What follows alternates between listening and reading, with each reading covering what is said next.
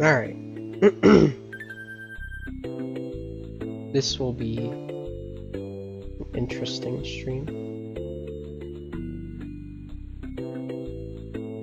I'll need to remember to keep Bacon Man 12 down there.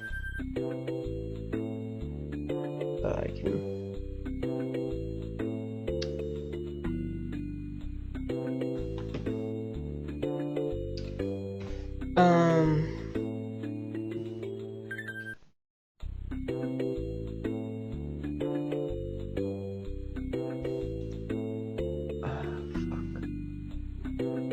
Oh wait, fuck, I forgot what the control setup for this game is. But yeah, sorry, just something on Twitch I wanted to watch later. I'll keep my phone down there, probably just like maybe rant to myself or something. Be able to check chat that often, as this is a very high focus and APM game, just due to the general speed of Koopa's run. Alright, that was a little slow on the door entry.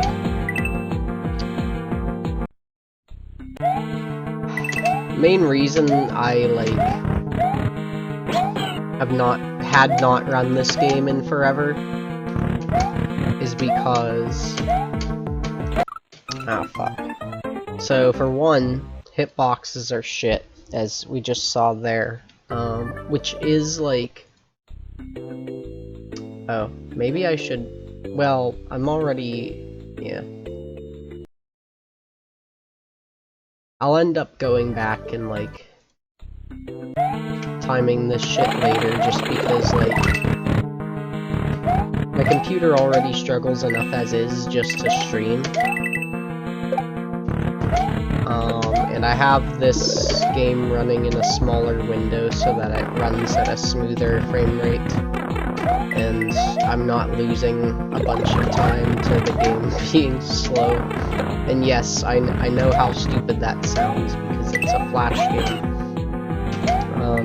But anyways, yeah, the collision in this game is very jank, and that is also the case for enemies. You'll find that a lot of the times, if you hit the sides of them, or even just like slightly off the top, you will end up taking damage, and it ends up requiring a lot of just like precision and tenseness where there really doesn't need to be any, especially with just like how fucking spastic this game feels and plays control. Because like in addition to that, Koopa also like can clip the sides of blocks like up to 1 to 2 blocks down from where he's actually standing.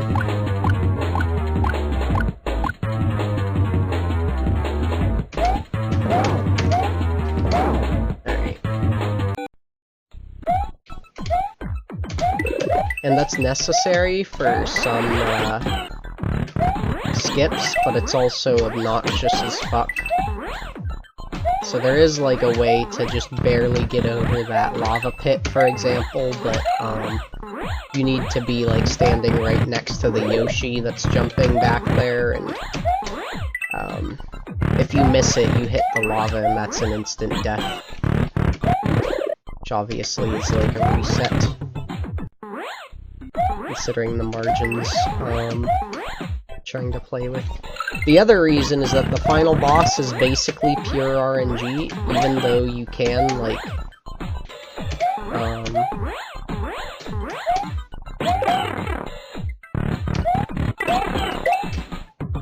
influence him a little bit. There's still a lot of uncertainty and inconsistency in that. Also, oops. There are a bunch of, like, extra power-ups you can pick up as backup, but it still ends up being, like, a bit of a nerve biter, yeah. Nail biter. I mean, imagine biting.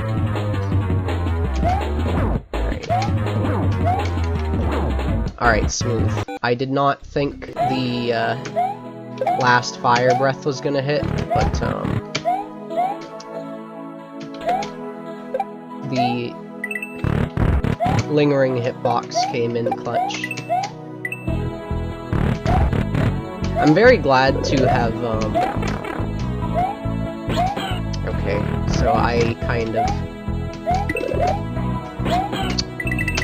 had to adjust on the fly there.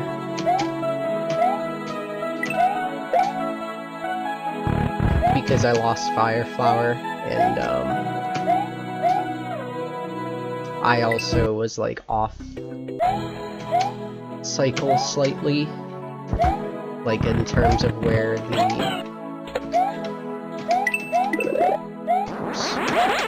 the enemy placement, or enemy, like, walking cycle was at. Nice. I, like, never get that. Alright.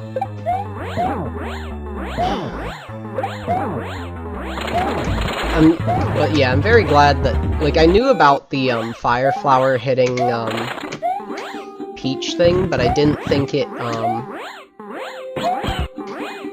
I didn't think Fire Flower was, like, going to be as accessible as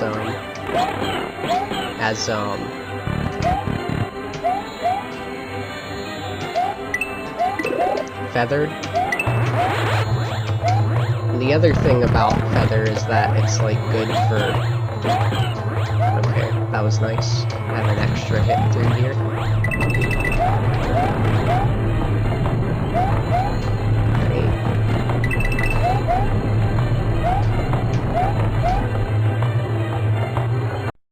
I'm just gonna focus, actually.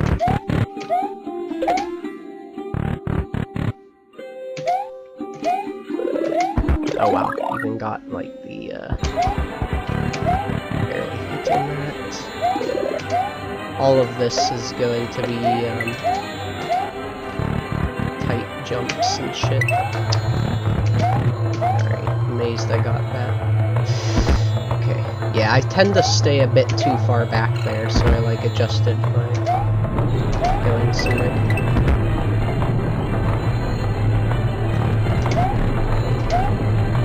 Alright. Awesome.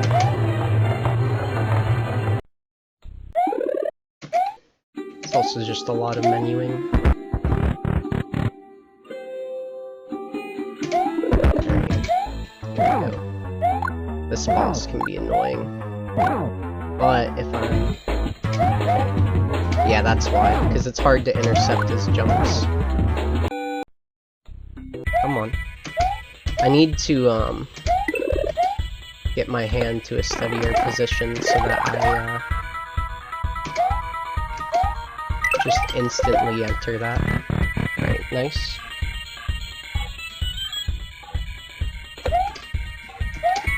Okay. Good. Very good.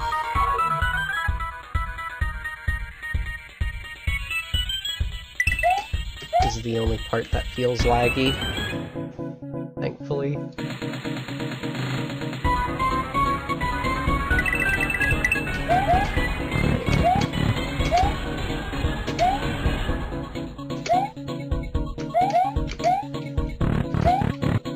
It's very awkward. It's like, if you're holding jump, it just kinda does one whenever you land on something. So, you kinda have to, like, stabilize yourself again. That was risky.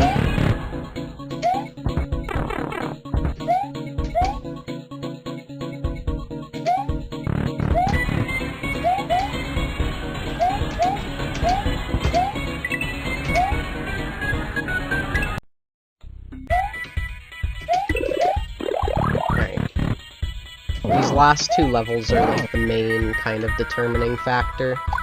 Because the boss skips are the real big thing.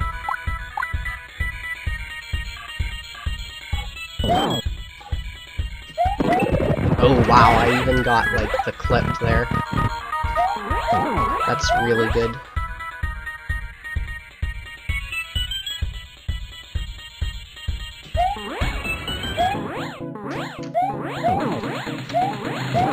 Nice. Alright. This should be free. As long as I don't get damaged. And so long as my roll RNG is good. Oopsie.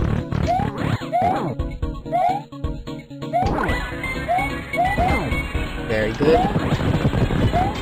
I'm just gonna keep this actually because I had an oopsie on the last level.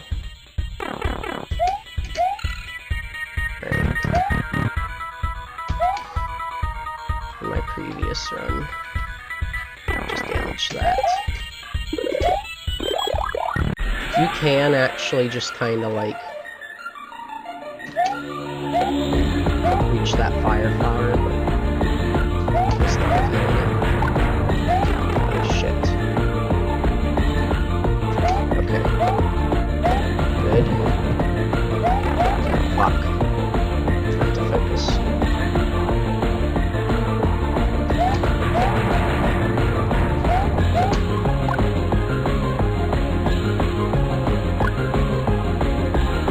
Please? Okay. Thank you. Yes.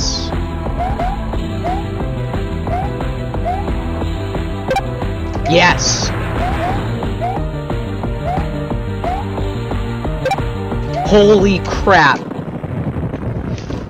Oh my god.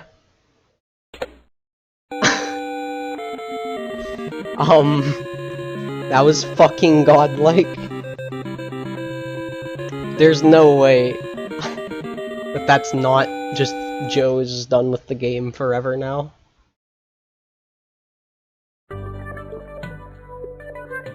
Oh my god, I don't even remember anything.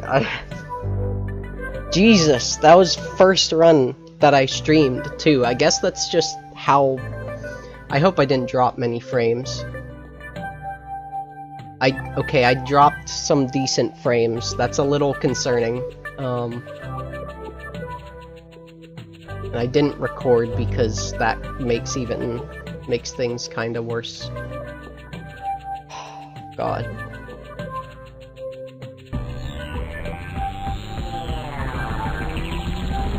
That was impeccable, though. So just to go over what happened real quick, there were a lot of optimizations that I added in since both the last time I played, from seeing a few other people's runs, and also just tooling with the game again. So a lot of the main time save will have come from a couple of things. One is that I cut the power-up pipe. It made routing really, like, easy and consistent, and, like, the game is much more manageable that way. But it turns out there were a lot more power-up placements than I knew about, that when combined with careful play, actually saved more time than, like, the damage boosts would permit you, especially considering you get to cut out, like, all of the trips to the power-up pipe is like another couple of seconds every time, and most damage boosts only save maybe a couple of seconds max as well. Hardly even. A lot of the things, it's just like a cycle where if you wait for a second or so, then you can just run past. So that was pretty big. There were two large secrets in the forest levels that I wasn't aware of, in levels 2 and 3, where you go up and over the back end of the level. Interestingly enough, I had 2 different routes for the end of World 2 on, where,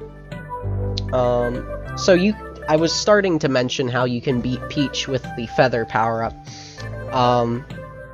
The reason that Feather was kind of considered better before was that it just, like... So Feather just made the game, like, very smooth, easy to play, and also allowed for, like, crossing large gaps, that would make it so that you could just kind of hold right, and with proper, like, jump spacing and timing, just kind of get over everything and reach certain things a little sooner, and whatever, catch various ledges. So it was like, well, I could go and get Fire Flower, but then I'd have to, like, go and get a Feather again, which admittedly, it's kind of stupid that I didn't try Fire Flower more, because I had Power-Up Pipe in my previous runs, so it would have only been a few seconds, if that, for, like, retooling. Thing is, previously, Fire Flower and Feather were essentially equal in terms of how quickly they could beat Peach. Feather is able to jump up and hit Peach without the need of a flower being grown from the bottom, and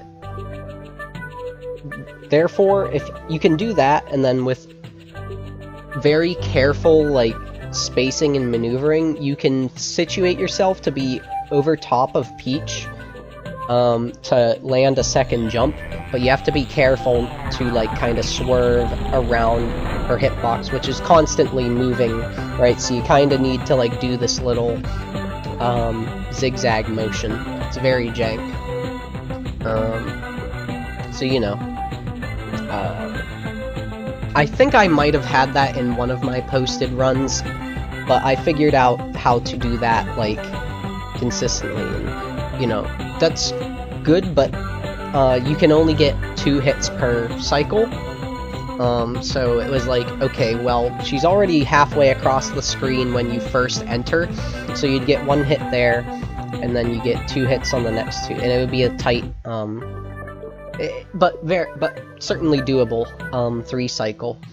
I then was, like, doing Fire Flower, because it just makes that super simple.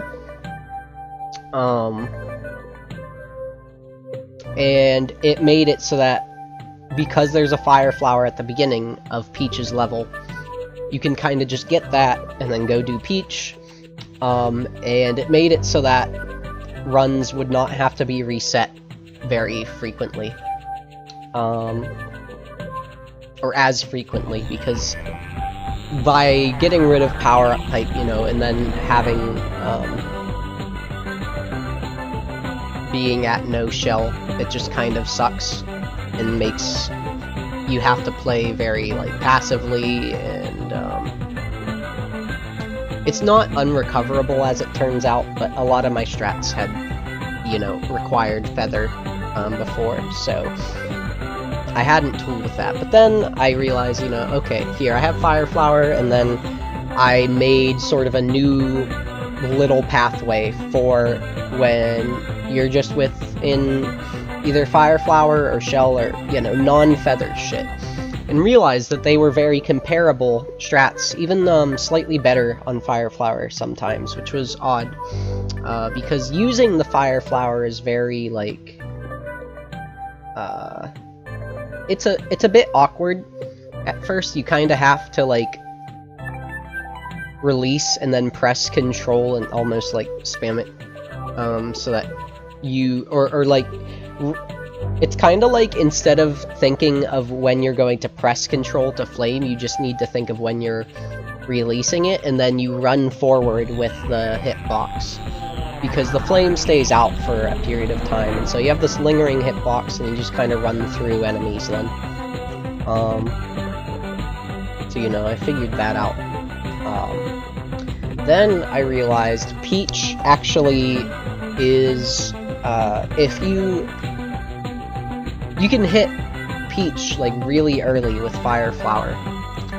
Because it's a hitbox that comes from the side rather than on top, and Peach is actually vulnerable as she comes out of and enters the trees.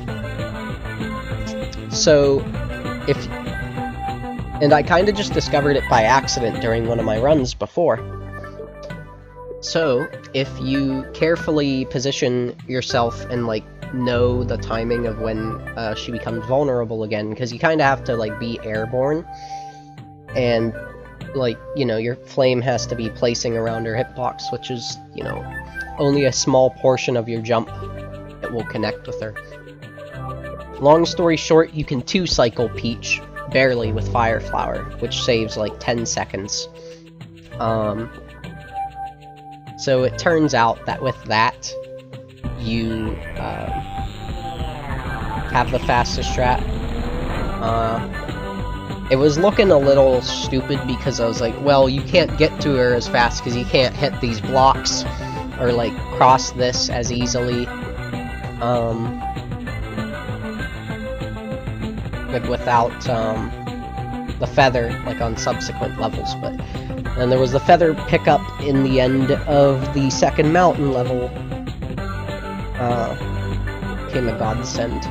So, you know, these little, like, reroutes that required some, like, tricky platforming where you stop and, like, regain bearings, but then it ends up setting up for faster strats.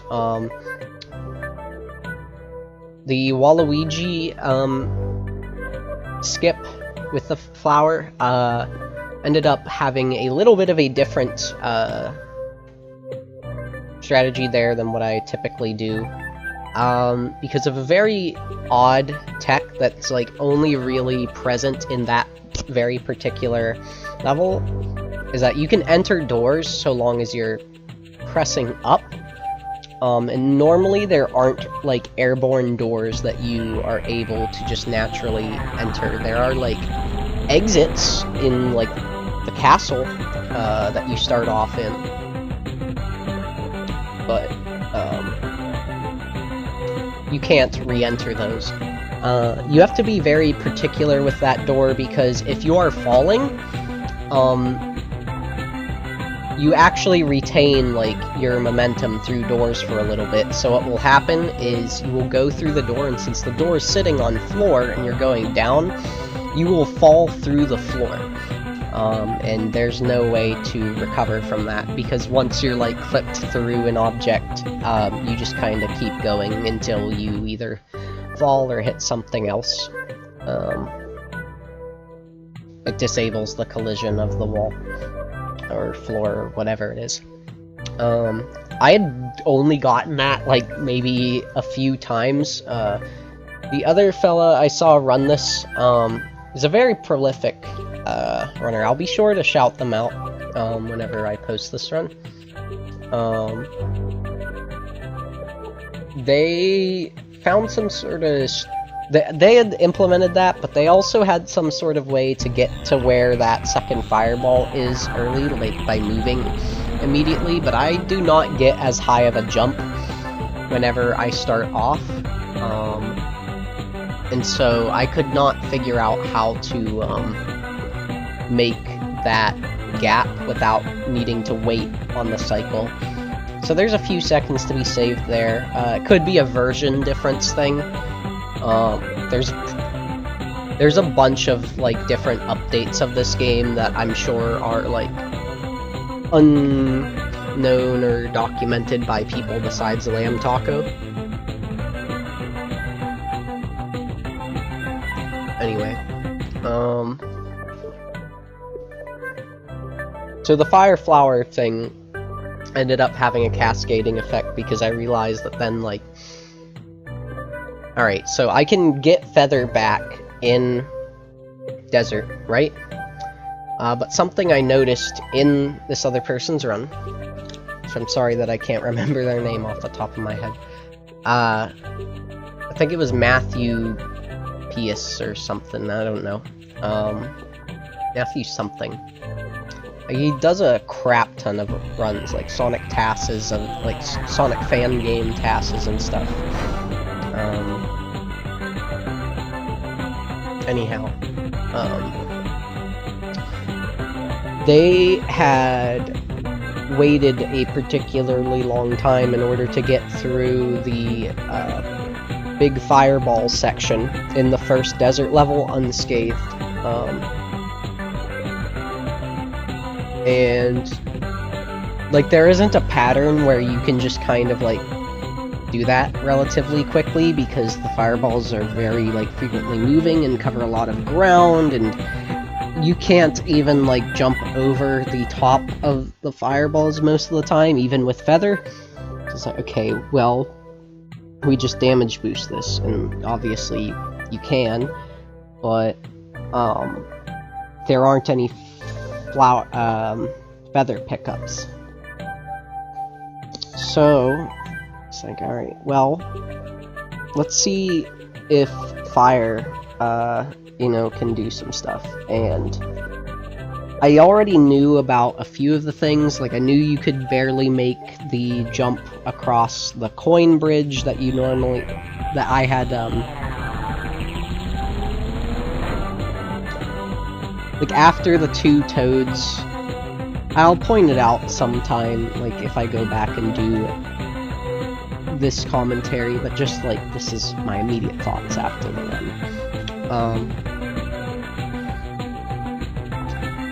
There's a point where you enter a door that's up top, and then down and to the right is a bunch of blue coins, and then to the left is, like, a pathway with some thwomps and spikes and whatever, and you're supposed to hit a blue switch and then come back.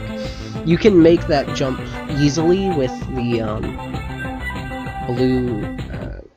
the blue shell feather, but through some like just tight timing and just holding jump, you can end up catching the very edge of the block and then jumping up. But getting across the mummy was difficult, because I was like, well, I could just wait it out, it's only a handful of seconds or whatever. That kinda sucks, because you need to like get over there, get it on screen, and then you kinda have to like blind space it out and whatever. It's like, okay, well, can I like run off the edge? Like, I'll run either into this baby, or I'll flame the baby, and then like jump this. And then I realized I was jumping, but I was going like too far, and then had to slow down, and then I was had to wait for the mummy anyways. It was obvious that, like, okay, so jumping on it slows it down a touch and just wastes time. So let's try to get it in one jump, and I noticed that, you know, you get a decent bit of motion right as you're leaving doors. Like, that allows you to kind of get to things a little earlier in a cycle than you may expect, or would appear during regular play, if you're kind of like waiting for you to get into the room and then like reacting, or you know, getting back to the game after that, because, you know, the game is very fast and you just need a fucking second to breathe and then think about what's the next room, what do I need to do. But I had noticed in this other person's run that they were able to get, like, different cycles than I had ever noticed, by just taking advantage of that more. Admittedly, there were probably a few rooms in the run where I did not do that, because I just, like, need the consistency of it.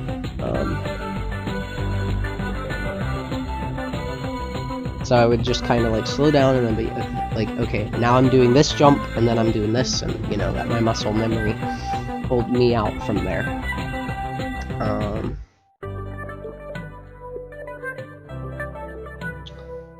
The fire flower ends up being kind of nice once you get past those couple of rough jumps, though, because, oh, there's... For the first mummy in the second level, you can definitely, like,